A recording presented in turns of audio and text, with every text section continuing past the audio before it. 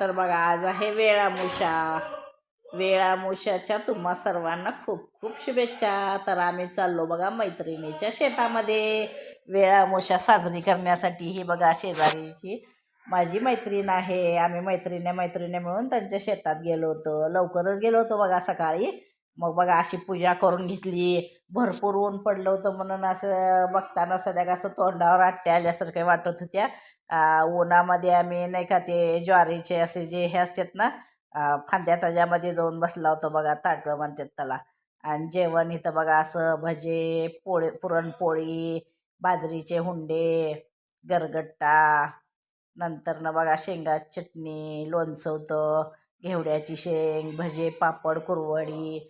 आणि आम्ही असं झाडाखाली स्वच्छच होतं तिथं खालीच बसलो होतो बघा. कारण गाडीमध्ये आल्यामुळं गाडी लांब थांबवली होती.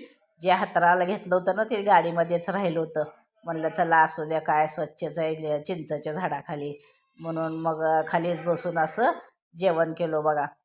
तर असा होता बघा आजचा जेवणाचा बेत मस्तच असा. मग जाता जाता वडवळच्या नागनाथाचं दर्शन घेतलं.